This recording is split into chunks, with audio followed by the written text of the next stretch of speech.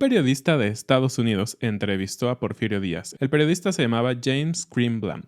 Y lo interesante de esta entrevista es que Porfirio Díaz dijo que México estaba listo para que él saliera de la presidencia y hubiera elecciones libres. Entonces realmente él primero ya estaba aceptando que México no era un país libre en lo que se refería a las elecciones y a cómo estaba alguien en el poder. Entonces esto empezó a subir los ánimos políticos, ¿no? ¿Te Claro. imaginas después de 30 años que digan va a haber elecciones? Pues todo el mundo se emocionó y empezaron a haber ideologías políticas y empezaron, digamos, a haber partidos, porque tampoco había partidos realmente. Realmente para este punto creo que había dos partidos. Ujú. Uno de ellos estaba encabezado por Porfirio Porfirio Díaz. Díaz y el otro estaba encabezado por Francisco I. Madero, que es como el personaje de la revolución, uno de los más conocidos, seguramente has escuchado su nombre.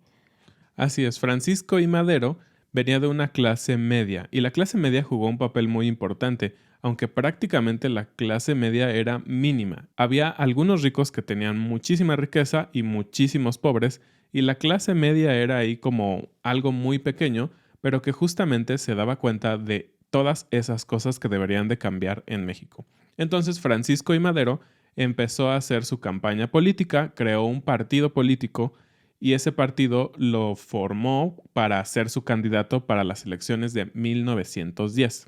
En estos tiempos es muy común, al menos en México, saber que los candidatos a presidente hacen campañas, ¿no? Viajan Ujú. por todo el país, abrazan a la gente, le dan besos a los niños, hacen mil cosas para ganar popularidad y que la gente vote por ellos.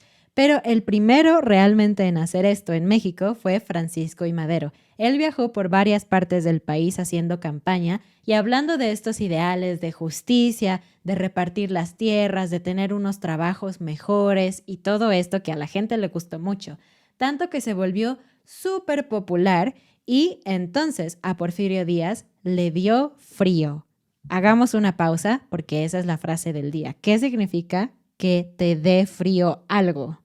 Pues que te da miedo, Ujú. que dices, espérate, eso no es como yo pensaba, ¿no? Y te da frío. Entonces, Porfirio Díaz, antes de que fueran las elecciones, lo mandó a encarcelar bajo unos cargos súper ridículos, pero finalmente encarcelan a Francisco I. Madero, Díaz vuelve a ganar las elecciones y Madero escapa y se va a Estados Unidos. Exacto, Madero se escapó de la cárcel. ¿Cómo? No sé. Yo muero de ganas de saber si fue tipo Prison Break o cómo fue el asunto.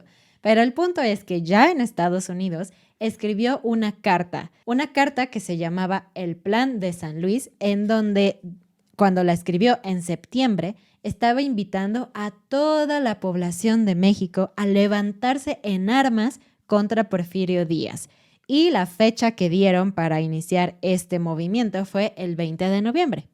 Así es, y es por eso que celebramos el inicio de la revolución el 20 de noviembre.